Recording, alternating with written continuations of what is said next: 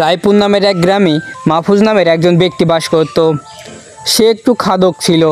যখন আশপাশের কোনো বাড়িতে ভালো মন্দ রান্না হতো তখন কোনো না কোনো উপায়ে সে বাড়িতে ঢুকতো এবং ঢুকে যতক্ষণ না পর্যন্ত সে বাড়ি থেকে কোনো কিছু না খাচ্ছে ততক্ষণ পর্যন্ত সে বাড়ি থেকে নড়তো না এবং খেয়েই তারপর বাড়ি ফিরত।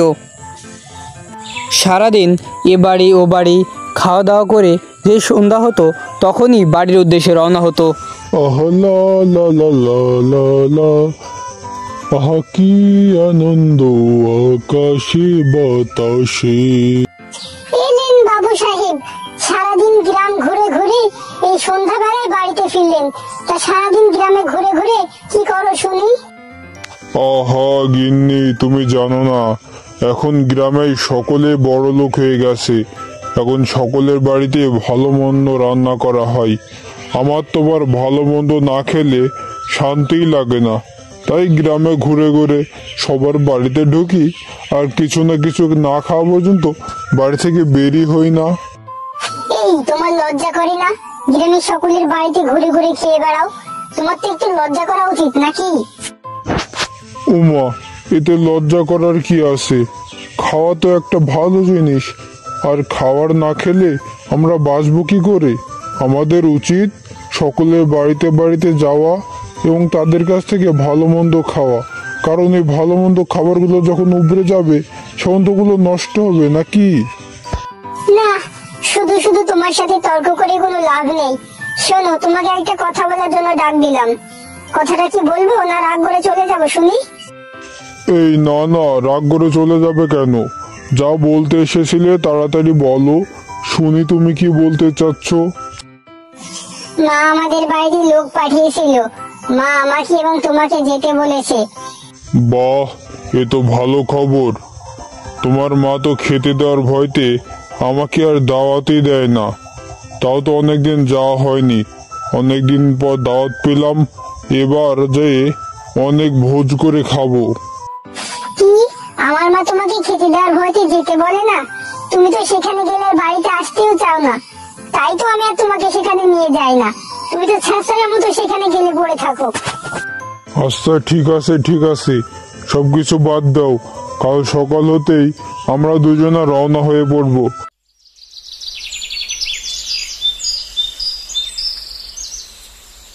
পরদিন সকাল হতেই মাহফুজ ও তার বউ শ্বশুরবাড়ির উদ্দেশ্যে রওনা হয়ে পড়ে।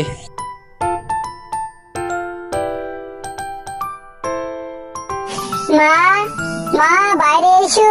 কোথায় তুমি? দেখো আমরা দুজনে চলে এসেছি। এই তো মা, আমি এইদিকে। আমি তোদের আন্টির বাসায় গিয়েছিলাম। তা তোরা চলে এসেছিস, ভালোই করেছিস। আমিও তোদের কথাই ভাবছিলাম। এরপর মাহফুজের শাশুড়ি মাহফুজ ও তার বউকে ঘরের ভিতরে যেয়ে বসতে বলে। কই গো গিন্নি, অনেকক্ষণ তো হলো এসেছি, তা আমার জন্য খাবার নিয়ে এসো। আমার ক্ষুধা লেগে গেছে, আমি খাবার খাবো। আসতে না আসতেই শুধু খাই আর খাই। এভাবে খাওয়ার কথা বললে লজ্জায় থাকা যায়? তুমি একটু চুপ মারো দেখি। খাওয়ার সময় বলে মা খাবার নিয়ে চলে আসবে। খাবে না তো কি করবে শুনি? এত দূর পর হেঁটে এসেছি, আমার ক্ষুধা লাগেনি? যাও তাড়াতাড়ি আমার জন্য খাবার নিয়ে এসো। কি হয়েছে কি? তোরা তোদের মধ্যে ঝগড়াঝাটি করছিস কেন? আর বলেন না, এত দূর পথ হেঁটে হেঁটেছি, তাই আমার একটু ক্ষুধা লেগে গেছে। তাই ওকে বললাম একটু খাবার আনতে, কিন্তু কিছুতেই সে খাবার আনতে যাচ্ছে না। আমি তো জানি আপনি আমার জন্য অনেক অনেক খাবার রেঁধে রান্নাঘরে রেখে দিয়েছেন। আমি তো ওই খাবারগুলোই নিয়ে আনতে বললাম, কিন্তু কিছুতেই যেতে চাচ্ছে না। এখন আমি যদি না খাই তাহলে তো খাবারগুলো নষ্ট হয়ে যাবে নাকি? কি রান্নাঘরে খাবার? ও হ্যাঁ হ্যাঁ, ওগুলো তো তোমার জন্য রেখেছি। যা মা, তুই খাবারগুলো নিয়ে এসে জামাইকে খেতে দে। এরপর খাবারগুলো নিয়ে এসে দিলে মাহফুজ সেই খাবারগুলো তৃপ্তি করে খায়। খাবারগুলো খুবই স্বাদ হয়েছে, কিন্তু আমার সেই শালাবাবু কোথায়? তাকে তো দেখছি না।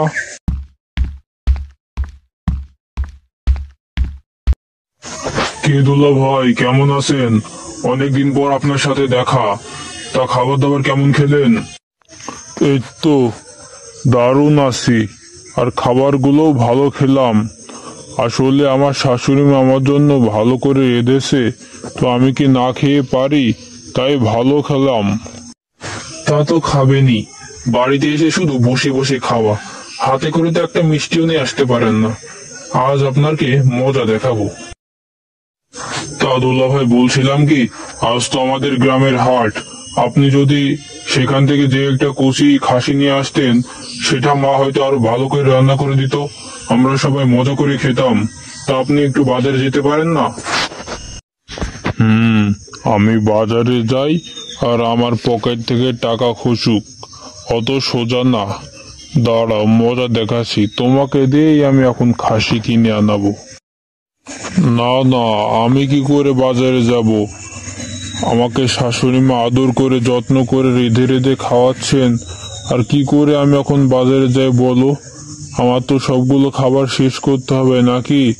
একটা কাজ করো, তুমি বাজারে যাও, যে একটা ভালো দেখে খাসি কিনে নিয়ে এসো। না না জামাই, তোমাকে বাজারে যেতে হবে না। এই বল্টু, তুই যা, যে একটা খাসি কিনে নিয়ে আয়। বিরাট চালাক লোক, দিয়েছে ফাঁকি, বেঁচে গেল এবারটা। পরের বার আর ছাড়বো না তোকে। এরপর বল্টু বাজারে চলে যায় খাসি কিনতে, এবং বাজার থেকে একটা সুন্দর খাসি কিনে নিয়ে আসে বল্টু। সেই খাসির মাংস রান্না করে দিলে মাহফুজ একদম পেট ভর্তি করে খায়। এভাবেই মাহফুজ প্রতিদিন তার শ্বশুরবাড়িতে খেতে থাকে, কিন্তু কখনোই বাড়ি যাওয়ার কথা বলে না। শুনছো মা, এভাবে আর তাকে কতদিন বসে বসে খাওয়াবে? এমন করতে হতে তো আমার কাছে যা ছিল সব টাকাই তো ফুরিয়ে গেল। কি করব বল, আমি তো তাকে 2-5 দিনের জন্য দাওয়াত দিয়েছিলাম, কিন্তু তো সে এসে আর যেতেই চাইছে না। এখন আমি কি করতে পারি বল, তুই একটা কিছু কর। আচ্ছা ঠিক আছে, আমি কিছু একটা করছি। তুমি একটা কাজ করো, কালকে আমি আবার একটা খাসি কিনে নিয়ে আসবো।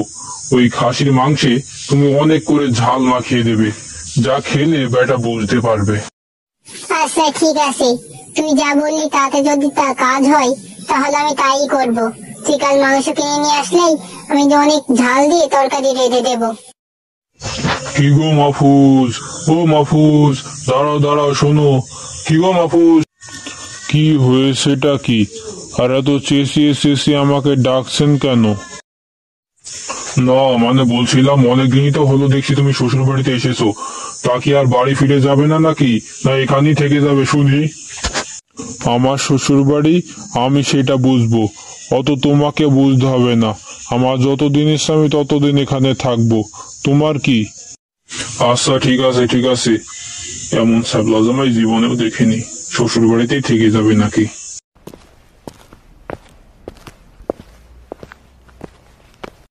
তা দুলা ভাই, আপনি কোথায় গিয়েছিলেন? আপনার জন্য খাসির মাংস রেঁধে বসে আছি, তাড়াতাড়ি খান, সব তো বাসি হয়ে গেল। আমি একটু বাইরে গিয়েছিলাম, তুমি টেনশন করো না। আমি এখনই এই সব খাবার খেয়ে নিচ্ছি। খা খা, ভালো করে খা, তারপরে মজা বুঝবি, জীবনে আর খাওয়ার কথা বলবি না। ওরে বাবা রে, আমাকে ঝাল খেয়ে মেরে ফেললো রে, আমাকে ঝাল খেয়ে মেরে ফেললো। পানি পানি পানি কোথায়? এরপর মাহফুজ পানি পানি করতে করতে তার শ্বশুরবাড়ি থেকে দৌড়ে পালাতে শুরু করে। দাঁড়া বেটা, এখন পালাসিস কেন? খেয়ে খেয়ে আমার বাড়ির সবকিছু শেষ করে দিল, এবার খা, এবার কত খাবি খা। এই বুদ্ধি দেখিয়ে মাহফুজের মতো খাদক জামাইয়ের হাত থেকে তার পরিবার রক্ষা পায়। গল্পটি ভালো লাগলে একটি লাইক দিবেন এবং চ্যানেলটি সাবস্ক্রাইব করবেন।